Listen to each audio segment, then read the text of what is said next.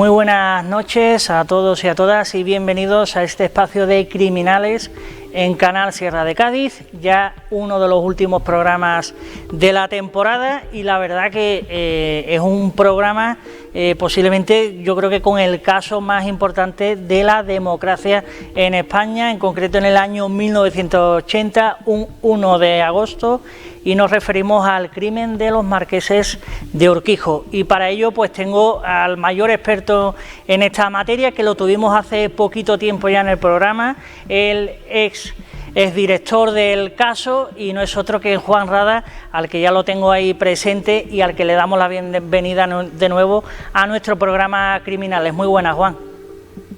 Buenos días, aquí estamos de nuevo para hablar de crímenes, y en este caso quizá el que ha sido más resonante que ha habido en España desde que se instauró la democracia, por lo que ocurrió y sobre todo por el misterio que lo ha envuelto y las muchísimas dudas que ha dejado. Sí, la verdad es que sí. Vamos a hablar detenidamente los antecedentes de cómo fue esa investigación, de todo lo sucedido. También hablaremos un poco de quiénes fueron los personajes implicados o supuestos personajes implicados. Y la verdad que, en primer lugar, Juan, sí que es cierto que en cuanto a investigación, la verdad que no se llevó la mejor investigación posible para este crimen tan importante, no tan resonado como bien has comentado. Sí, así fue, porque aquel 1 de agosto, una de las mayores sorpresas que hubo es que cuando ya, primero llegaron los reporteros del caso, antes que los policías, curiosamente, y luego, ya llegó el juez y demás, pero que cuando ya se fue la policía y demás, pues el administrador de los marqueses, Diego Martínez Herrera, ordenó a una asistenta que tenía ya que lavara los cadáveres, con lo cual cuando fueron al Instituto Anatómico Forense, ya fueron lavados totalmente, con lo cual se habían perdido, pues no sé, unas pruebas luego para que los forenses se hubieran estudiado. Luego, por otra parte, dio una orden también a la criada, porque él abrió la caja fuerte. Entonces sacó cantidad de documentación de los marqueses, incluso el pasaporte del marqués y tal, y lo dijo que lo quemara. Entonces en el jardín se montó una pila de papeles y demás, y se le pegó fuego hasta que todo se convirtió en ceniza. Luego se echó agua, se recogió con un cubo y demás. En fin, hubo una, podemos decir, eliminación de pruebas importantes, ¿no? Porque claro, ya digo, lo de lavar los cadáveres, él decía que lo había hecho hombre porque estuvieran más presentables y demás, pero bueno, las víctimas de un crimen son las víctimas de un crimen y tienen que ir tal como están, a que la vean los forenses. Y en cuanto al otro, que lo había ordenado el marqués, o sea, el nuevo marqués, vamos a decirle, el hijo, oiga, eso lo tiene que ordenar la justicia, no el hijo del marqués, ¿no? Con lo cual ya se empezó con una serie de irregularidades, de pruebas que empezaban ya a desaparecer. Sí, la verdad que, hombre, es sorprendente, ¿no? Hoy en día que se hable de lavar los cuerpos que ya están fallecidos, la verdad que eso me parece increíble, y también la documentación, ¿no? Porque hablamos de que quién sabe qué documentación había ahí, ¿no? Es que luego, encima, cuando Rafi firmó en 2 ocasiones que yo soy el autor de la muerte de los marqueses de Urquijo y demás, esos documentos también desaparecieron. Con lo cual, en el juicio, un perito calígrafo podría haber estudiado en qué forma, cómo se encontraba el detenido cuando lo firmó. Porque claro, él no quería reconocer el asesinato, y en el juicio dijo que era inocente. Pero claro, él lo firmó después de una noche entera en la Dirección General de Seguridad, donde fue un poco sometido, pues avisamos un poco la tortura siciliana, ¿no? Es un poco, pues eso, a fatigarlo, a cansarlo, por la mañana lo llevan al cuarto al lado y ve a su padre esposado, en fin, amenazas y demás, y él firma. Pero claro, eso un perito calígrafo podría haber dicho un informe forense sobre en qué estado se encontraba, ¿no? Luego, por otro lado, la pistola que Javier Anastasio de Espona, por indicación de Rafi Escobedo, la tiró en el pantano de San Juan, una vez que apareció, porque en verano estaba un padre con su hijo y unos niños, y papá, la pistola la llevó al ayuntamiento de Pelayos de la Presa, donde por orden judicial tenía que estar ahí guardada, y desapareció la pistola. Vaya. Pero es que es más.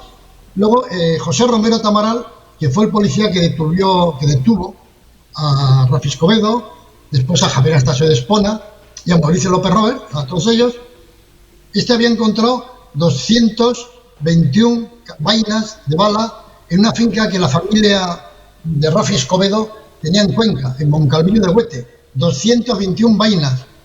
y también desaparecieron. Y ya el recolmo es que un día en los juzgados se presentaron 7 señores que decían ser inspectores de policía y se llevaron 269 casquillos y vaina y de todo que había allá, pero unos falsos policías. ¿Y cómo se permitió en el juzgado que se llevaran eso? En fin, quiero decir que eran pruebas, porque además esas vainas que se encontraron en Calvillo Huete habían sido disparadas por una pistola con que mataron a los marqueses, porque luego al final se demostró que la pistola era de la colección del padre de Rafi Escobedo.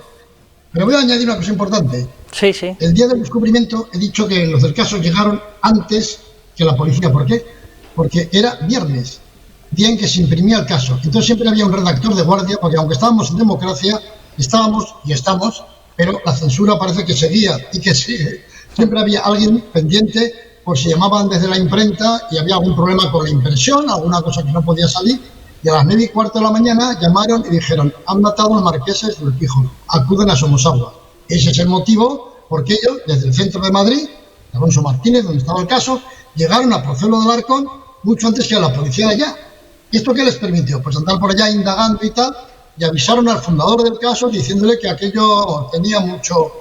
Y avisaron a otro redactor que empezó a hurgar por allá y como buen perro perdiguero miró en el cubo de la basura y encontró un casquillo, una vaina, que es esta que tengo en el dedo.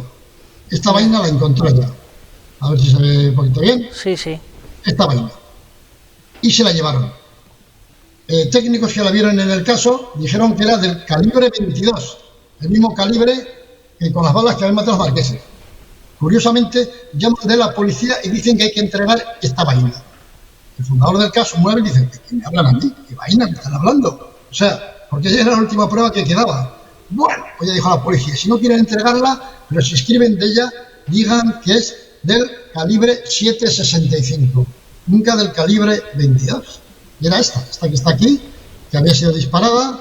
Luego ya, cuando los vecinos reconocieron que habían habido disparos los días anteriores, la excusa que dio el marqués, el hijo, me refiero al marqués hijo ya, era que bueno, que habían estado matando ratas y tal, y como se llama Mauricio los Perrones, vamos, y una urbanización de superlujo, de la residencia más lujosa de todo Madrid, ratas, y matándolas a tiros y demás, y ahí quedó, porque claro, el calibre 22 es una, mira qué pequeñito parece, ¿no? El calibre 22 exactamente es esto, estas balas que tengo yo aquí, esto es el calibre 22. Entonces eran unas balas pequeñas, pero estriadas y que a corta distancia son mortales, las que usan más los sicarios. Entonces, claro, se quería demostrar si estas vainas que habían en Calvillo Huete, que, en fin, que se llevaron de todos lados, que han ido desapareciendo, tenían que ver con la pistola. ¿Qué pasa? Que antes habían estado ensayando. ¿Quién? ¿Por qué? En fin, un montón de dudas que han quedado, pero todas esas pruebas no aparece ninguna en el juicio. O sea, ni las declaraciones de Rafi, ni las vainas, ni las balas, ni la pistola. Como decía la abogada de Rafi, de aquí se perdió todo, hasta la vergüenza. Vaya, la verdad que al principio del programa hablábamos y decíamos que estábamos con Juan Rada, que es el mayor conocedor sin duda de este país, de este caso, y vamos, ahí la prueba claramente de lo que nos ha comentado Juan Rada. Quiero también decir que Juan Rada tiene un libro muy interesante sobre el crimen de los marqueses de Urquijo, y lo tienen en pantalla para ampliar información, y la verdad que es un libro impactante con esa foto de uno de los marqueses pues recién asesinado. Y por lo tanto a mí, Juan, me gustaría que, bueno, para la gente, sobre todo más joven, porque hablamos de un caso que ahora va a cumplirse 45 años, ahí no es nada, en el año 1980, en concreto, como has dicho anteriormente, el 1 de agosto, y para la gente joven y demás que este caso pues le viene de nueva, sí me gustaría que habláramos un poco de los antecedentes de lo que ocurre oficialmente, porque claro, no sabemos a ciencia cierta todo lo ocurrido, o por lo menos no tenemos pruebas de todo ello, pero sí qué pasó ese día exactamente. Aquel 1 de agosto la familia Urquijo se iba a bajar de vacaciones a la residencia que tenían en Sotogrande, en Cádiz. Por eso esa noche habían dado fiesta a todo el personal que tenía que acompañarles a Cádiz, pues para que en su casa hicieran el equipaje y demás. En fin, esa noche quedaba vacío el chalet, salvo únicamente quedaba una persona, la criada dominicana, que no tenía familia y dormía allí.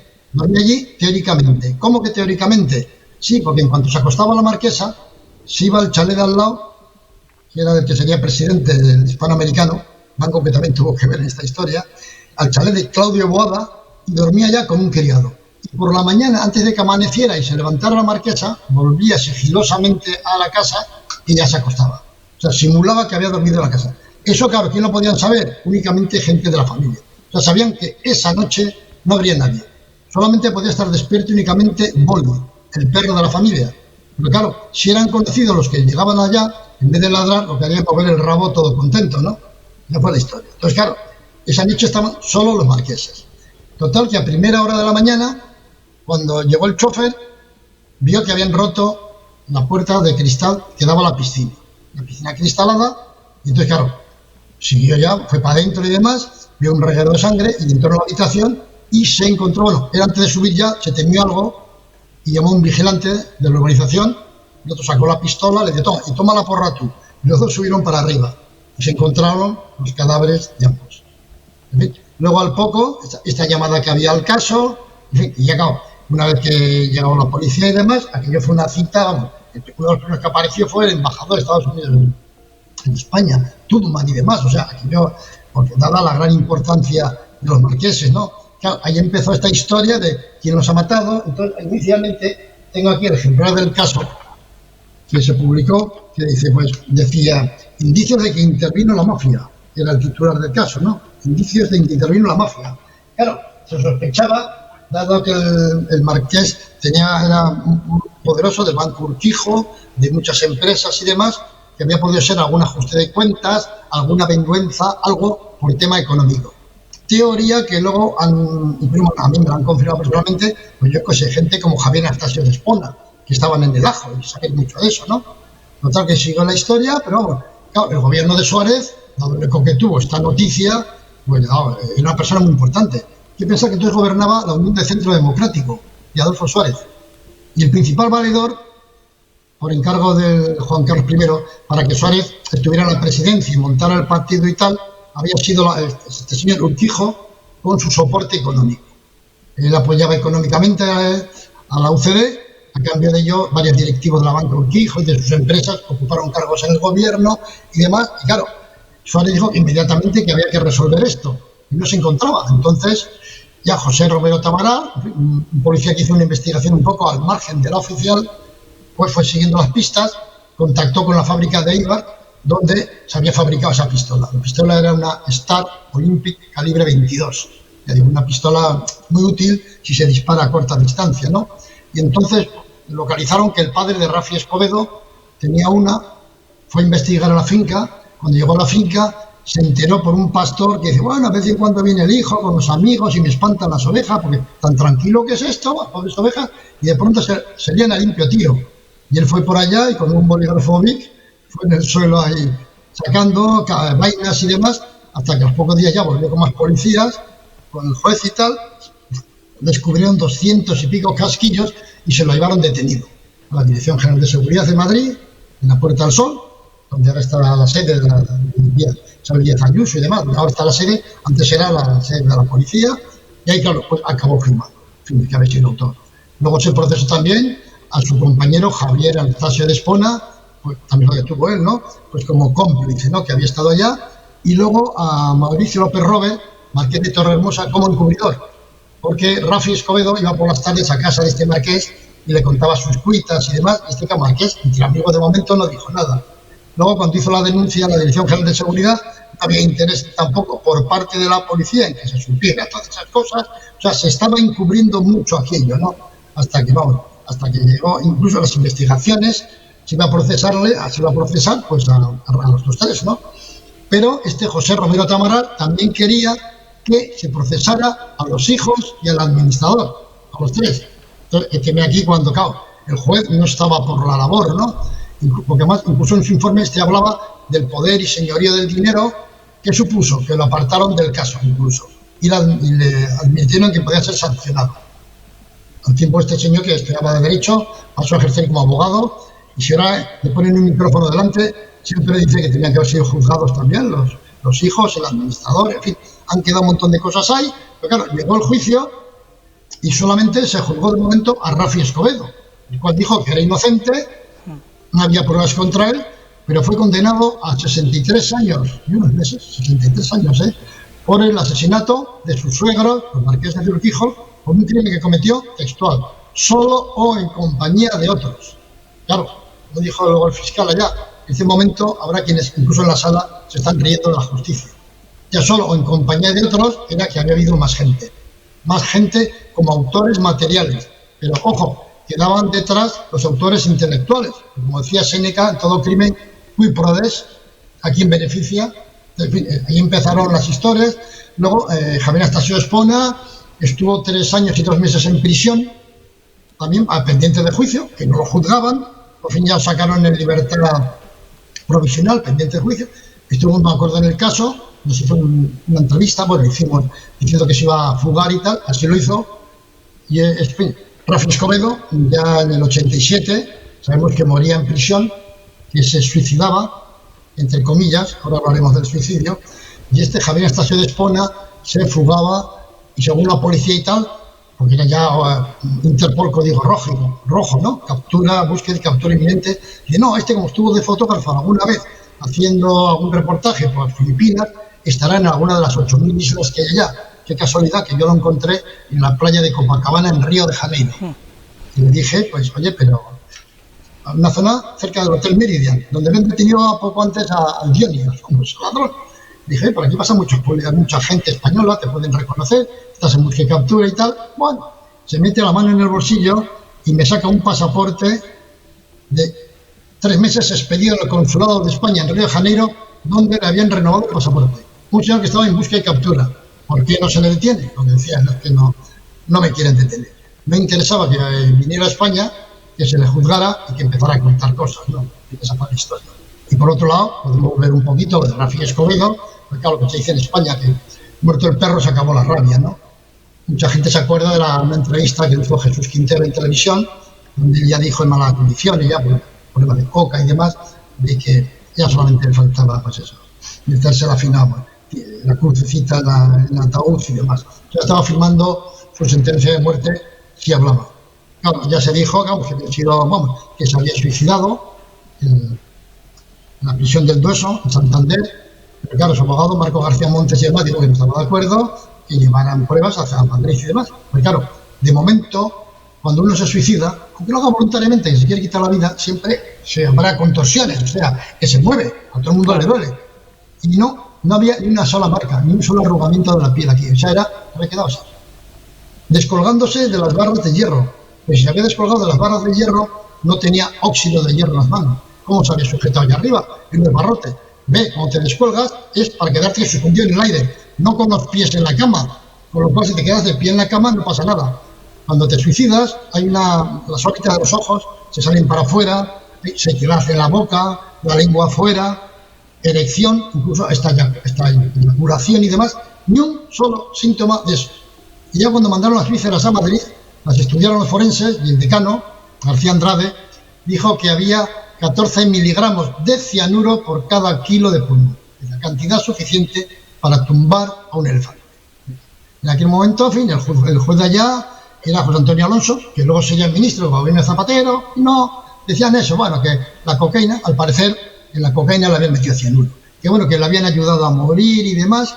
Luego, más tarde, abrió el expediente el siguiente juez, Marlaska, actual ministro, y era lo mismo, ¿no? Que le habían ayudado a morir, lo que decía el abogado. A nadie se le ayuda a morir ahorcándose con estas cosas, ¿no? O sea, ahora, en fin, cocaína, te cuelgas y demás, en fin, es algo que quedó ahí, pues. Y por eso Javier Anastasio de Espona no quería volver aquí a España, dice, porque si voy a la cárcel, pues en las cárceles hay mucha gente que, insisto, que se suicida, ¿no?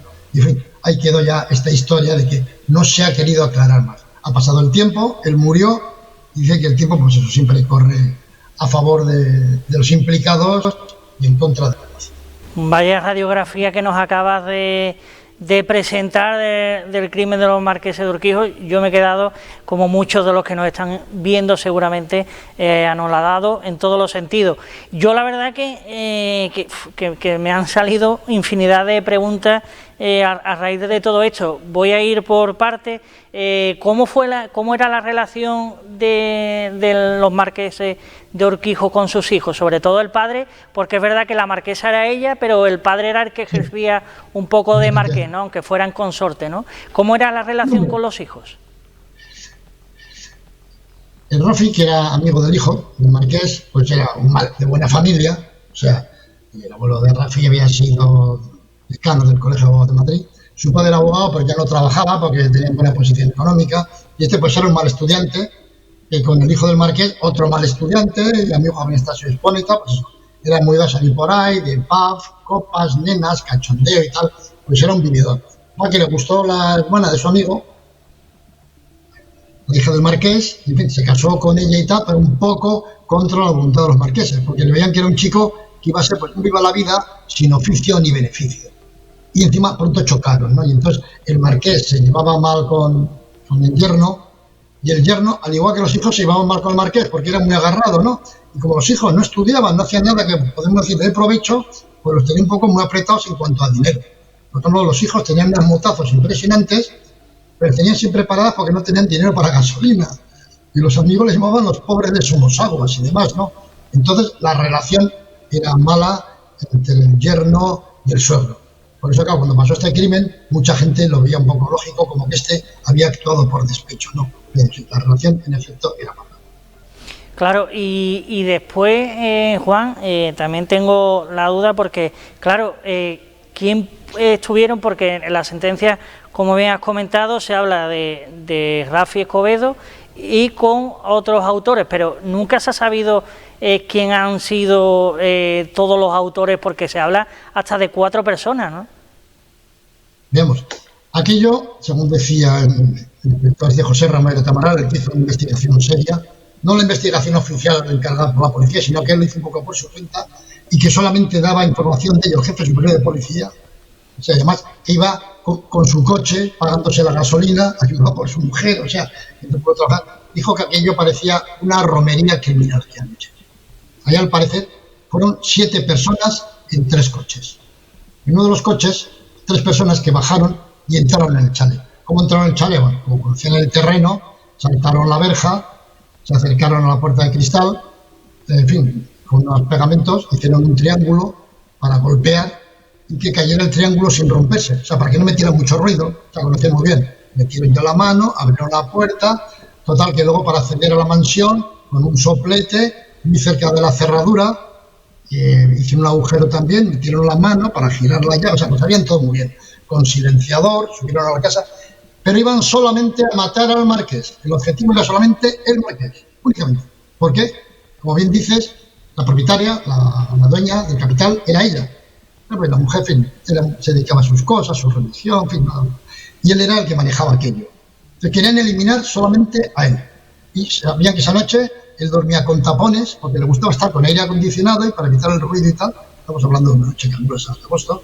Pues le pegaron el balazo y cuando uno de los 2 intrusos, había 3, pero uno de 2 se tropezó con otro, se le disparó con la pistola y pegó en un armario que estaba abierto a la puerta, que fue el segundo disparo. Entonces la marquesa, que dormía en la habitación de al lado, en una especie de vestidor, a lo mejor no quería dormir donde el marqués, pero era acondicionado, porque estaba más a gusto allá, ¿qué pasa? Y tal, y se asomó. Si hubieran sido desconocidos, pues nada, como mucho esto le dan un pequeño empujón y se van. Pero claro, debía conocerlos. Entonces le metieron un disparo aquí, pero fallaron. Pero el de la pistola, que era un profesional, le sujetó el cuello con la mano derecha y con la izquierda le metió un segundo balazo y ya cayó. Y machaca. Eran 3 los que subieron, se sospecha de Rafi Escobedo y otro de los conocidos, y un tercero que era, como podemos decir, Iscario, un profesional. Porque según el informe de los forenses, el que apretó el gatillo, el que disparó, era frío y profesional. O sea, calculador, totalmente frío, calculador y profesional. Porque luego en el segundo balazo lo calculó y dice características que no tenía Rafi, que era un jovencelo, un poco acobardado, no era esto, ¿no? Pero es que fuera, al parecer, había 4 personas esperando con 2 coches más. que el perro no ladró, pues cómo iba a ladrar el perro estaba encantado, ¿no? Se habla también de que en la habitación, cuando subió el chofer y la criada, vio un lazo negro en el suelo. Había un lazo negro en el suelo, en el dormitorio, donde habían estado los autores del asesinato. ¿Y qué es esto y tal? No, nada. Y se ve que la criada lo cogió y lo metió en un armario, pero luego ese lazo no apareció jamás. Según los testigos, ese lazo no era de la marquesa. O sea, era de mujer, pero no era de la marquesa. ¿De quién era? Bueno, en fin, decir que otra de las cosas que también se perdió cara al juicio, ¿no? Ese fue el tema de esa noche. Y así quedó más o menos ya. Luego se hizo silencio. Además, esa noche sabían que en esa urbanización, que es la vigilancia privada, esa noche no iba a haber vigilancia. Unos dicen porque estaba averiado el vehículo de los dos vigilantes que hacían la ronda, otros porque el propio marqués le había dicho que esa noche no hicieron la ronda por allá porque querían descansar tranquilos para el viaje a Sotogrande, a Cádiz y demás. Lo cierto es que esa noche no había ronda de vigilancia y demás, con lo cual nadie vio a esta gente. Pero al parecer, pues eran 3 que subieron y algunos más que había esperando abajo, ¿no? Cuando se hizo la serie La huella del crimen, en la tercera y última parte, Pedro Costa, que su investigación lo basó en material también que sacó del semanario El Caso, pues también hablaba de eso, de 3 y hasta de 4 lo que había habido arriba, ¿no? Y curiosamente los hijos demandaron a él y a Televisión Española, o sea, a un órgano del Estado, porque decía que daban a entender como que los hijos habían estado implicados y demás, que aquello fue sobreseído y demás, pero en fin, también este Pedro Costa, ya digo, famoso realizador de películas de crímenes y demás, insistía en que Rafi Escobedo, lo que ha dicho tanta gente, que estuvo allí, pero que no fue el asesino.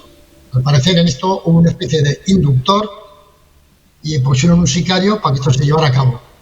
¿Beneficiarios quiénes? Es que había muchas historias por medio. Acabo de hablar, por ejemplo, que la criada se pasaba al chalet al lado donde vivía el presidente del Banco Hispanoamericano. El Banco Hispanoamericano estaba en una lucha muy grande porque quería resolver el Urquijo. Porque cuando llaman de un país grande como Estados Unidos a un país pequeño como España, pues quieren hablar con el banco, pero el number one. El number one era Banesto. El hispanoamericano quería pasarle. ¿Cómo quería pasarle? Absorbiendo el Urquijo. Pero el Urquijo, que era el accionista con mayor número de acciones de este banco, de familiar, prefería ser cabeza de ratón que cola de león. Entonces él se oponía, ¿no?, a esto. Claro, bastó que muriera él para que el banco pues se vendiera. Además, operación incluso que fue apoyada y tal por Felipe González y tal. Y bueno, porque los políticos tienen que meterse lo que está pasando ahora también, ¿no? Con la OPA del Banco de Bilbao, Sabadell, porque tienen que meterse en estas cosas. Pero claro, eso le vino muy bien. Pues yo digo que en este caso hubo, pues claro, beneficiarios y perjudicados. Al hispanoamericano le vino muy bien para ponerse como número 1, pero al Banesto le vino mal, ¿no? En los marqueses, por otro lado, iban a testar y el marqués, que un hombre que tenía cierto ego, bueno, en fin, no había llegado a donde no esperaba, era un militar, comandante, eso ser una marquesa, quería crear la Fundación Urquijo, quería crear, y que parte de la herencia pasara a la Fundación Urquijo. La marquesa, que era muy religiosa, tenía un director espiritual del Opus Dei y quería dejar una parte al Opus Dei y demás, en fin, un montón de dinero que, como digo, el testamento no se llegó a hacer por falta de tiempo, porque murieron antes, pues fue a otros destinos, ¿no? O sea, que ya digo que también hubo beneficiarios. Entonces, el gobierno, la UCD, el Partido Suárez, estamos hablando de 1980, pues ya meses antes del golpe de Estado, iba un poco ya pues abajo sin frenos, ¿no? Entonces, que le cerraran la espita de la ayuda económica, pues también le vino bien a la oposición. Entonces ya digo que hubo mucha gente ahí que se benefició, otros que se perjudicaron. Yo, como siempre he dicho, aquella noche del 1 de agosto hubo gente en Madrid que durmió a pierna abierta tan feliz. Y otros pues habrían muerto, habrían dormido cabreadísimos por la muerte del marqués, ¿no? En fin, no sé por qué. Ya digo, benefició a unos, perjudicó a otros, y por eso también ha habido mucho interés en que esto nunca se aclare, ¿no? Pues se ha estado tapando. Yo recuerdo que hace ya 9 años o así, pues llamaron de un grupo a 3 Media para decir que se iba a hacer un dossier Urquijo, que era para, bueno, en fin, total que, y además iba a participar ahí, los dos principales íbamos a ser Javier Anastasio de Espona y yo, porque Javier Anastasio de Espona ya, a fin ya de tantos años, había decidido volver a España. Y, bueno, esto ya ha llovido demasiado y ya estoy más tranquilo, ¿no? Y se hizo una serie muy interesante donde, aparte de nosotros dos, intervinieron otras 30 personas, muy importante, una serie que se iba a hacer con debate y tal. Bueno, ya tardaba en estrenarse, pero era para Antena 3. Pero ya al tiempo se hizo una promoción, sería el pasaporte de los marqueses, tal, y salía yo diciendo que aquello fue, pues eso, un cóctel de lujo, de riqueza, de política, de banca. Salía yo, me metieron a mí ahí, ¿no? pero no se estrenaban, y ya pasaron varios años. ¿Y qué se hizo con esa serie? En agosto, un día por la noche, que está todo el mundo por ahí andando, la metieron toda la serie seguida en La Sexta, que sabemos que tiene bastante menos audiencia que Antena 3. Sin debate, sin nada de nada. Como estaba grabada, y todo el mundo sabe que estaba grabado y se había anunciado en televisión, hasta en Google estaba colgada la promoción, con mi cara y todo, hablando de esto, había que emitirla, pero se emitió de la forma que pasara más discreta posible, que se viera lo menos posible, ¿no? Y entonces, pues, tratan de taparse eso. Y luego, pues, también el miedo que hay en cierta gente, pues eso, a posibles demandas, querellas y demás, en fin, está haciendo que pase el tiempo. Y el heredero, el siguiente marqués, también ya falleció, hace un par de años, sí, ¿no? Que ya falleció, y esto pues ha quedado como el mayor caso sin resolver, y el crimen más caso sin resolver, digo, absolutamente, ¿no? Y más impactante por la implicación que ha habido aquí de empresas, de la banca, de finanzas, de la iglesia, de la nobleza, muchísima gente que ha habido aquí, ya te digo, eso, con beneficiados y perjudicados por ambos bandos, pero que han preferido guardar silencio porque ya han hecho pechos.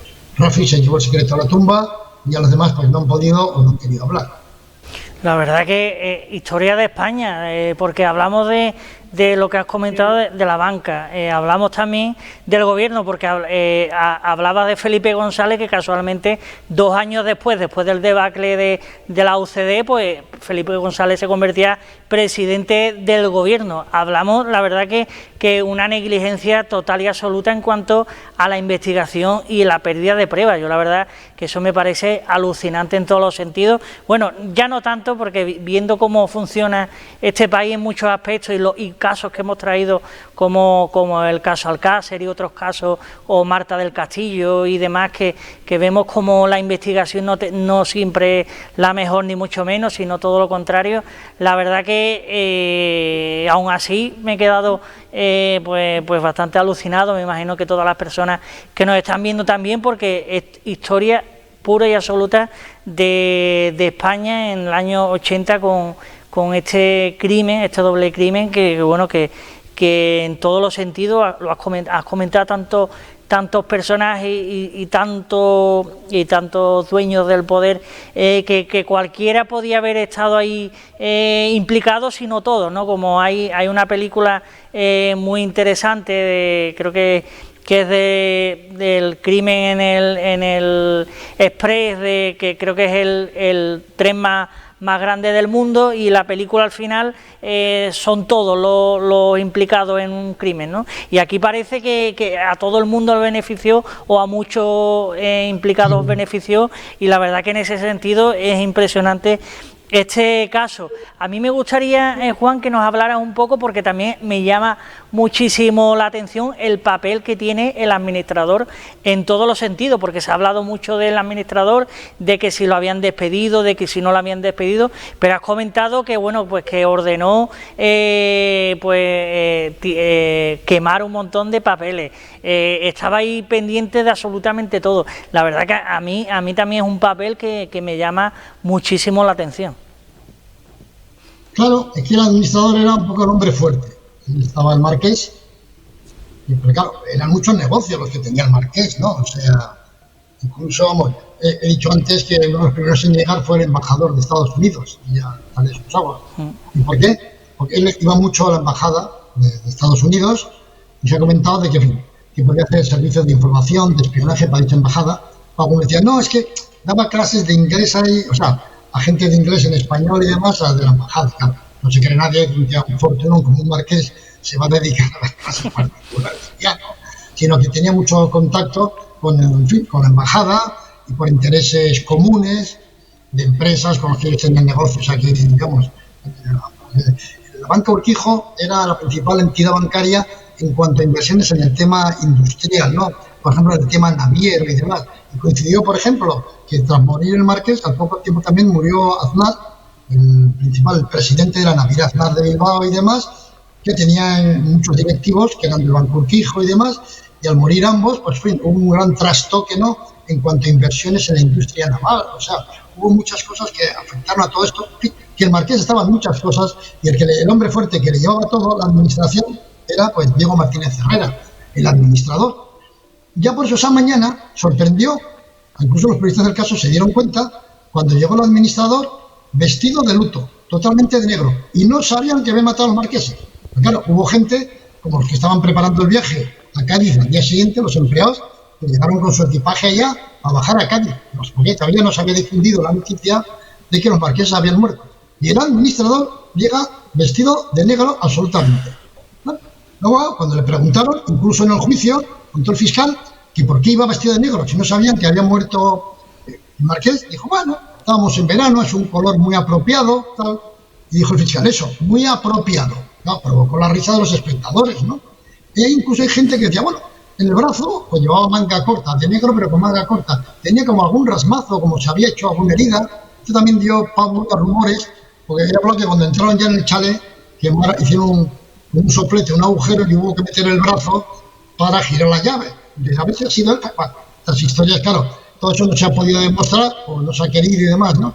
Y el marqués, bueno, claro, muchos decían, bueno, una vez que desapareció el marqués, ¿quién se quedaba al frente del negocio? Vamos, de los negocios, pues claro, él, porque los hijos, pues ya digo, él era un chico, un estudiante de Derecho, y la chica ya, en fin, andaba ya trabajando con una empresa, en fin, de representación de unos productos y demás.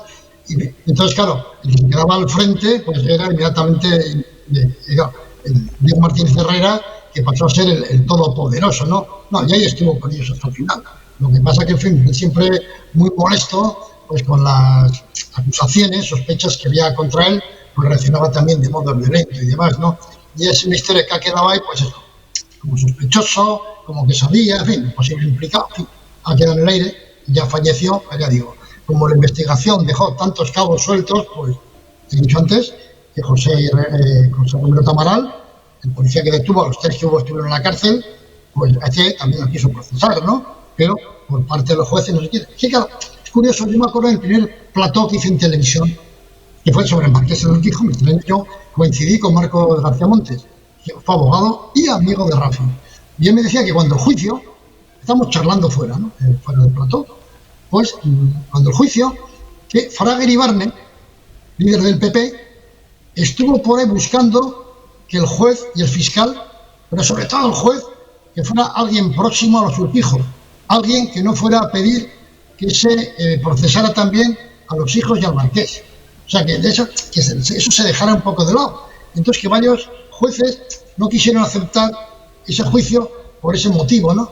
Hasta que llegó uno, Guevara, padre del actual juez Guevara, que aceptó ese juicio y tal. Entonces, lo estuvo contando fuera. Dijo, oye, ¿tú lo puedes contar aquí en plató? Y sí, salimos en plató, un programa que presentaba Alfredo Urdazi, y estuvo contando eso, esa operación que hizo Fraga Iribarne para que el juez se encargara del juicio ya, pues que fuera alguien próximo a la familia, en fin, que no se volcara mucho contra la familia.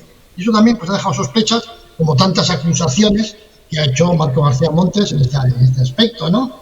En contradicciones que ha visto pues en cosas, en declaraciones de Leja de los Marqueses en el juicio, contradicciones con algo luego que ha publicado uno de sus libros, ¿no? Sobre la autoría, ¿no? Antes decía que el asesino, el autor era Rafael Escobedo, pero al parecer en el libro no dice lo mismo, y en fin, porque Marco García Montes ha dicho que hay contradicción. Ya digo, el caso del administrador, pues, en fin, en el juicio, ya digo, por eso dejó muchas dudas, y lo que decía Marco García Montes, ahora Rafael Escobedo hubiera resultado absuelto en cuanto a la ejecución del crimen. Porque aparte del informe forense, de que el que apretó el gatillo era frío, calculador y profesional, dice, no tenía capacidad para matar. Y no había ninguna prueba, porque como se perdieron todos, o hicieron perder sus declaraciones, donde se culpaba, aparte de la pistola, los casquillos, las balas que quedaban en el lazo, en fin. Dice, eso fue, dice, ahora hubiese sido absuelto en cuanto a la ejecución del crimen. Pues yo la verdad que, Juan, poco más se puede decir de todo lo que has dicho. La verdad que es un caso que es historia de España totalmente. Nos hemos quedado, pues bueno, pues yo había cosas que sabía, otras que no, otras que has contado estupendamente. Hay muchas que prefiero no tocar por lo que has comentado anteriormente y demás, y porque no hay pruebas claras y demás. Por lo tanto, bueno, en ese sentido vamos a dejar aquí la entrevista. Muchas gracias, Juan, la verdad que para nosotros es un placer que hayas vuelto de nuevo al programa, que nos hayas explicado de una forma magistral este caso, que yo creo que es el caso más importante de la democracia española, sin lugar a dudas, y lo hemos visto el porqué, ¿no? Porque había tanto agente dentro, en tanto económico, político, en todos los sentidos empresariales, o sea, había tantos protagonistas que, bueno, pues que es sin duda, pues, historia de España. Así que muchas gracias, Juan, y ya, pues bueno, nosotros volveremos para la próxima semana con más contenido. Así que muchas gracias, Juan. Bueno, si no nos vemos antes, feliz veraneo. Igualmente, feliz verano, y nosotros nos despedimos. La próxima semana tendremos nuestro último programa de la temporada aquí en Criminales, en Canal Sierra de Cádiz.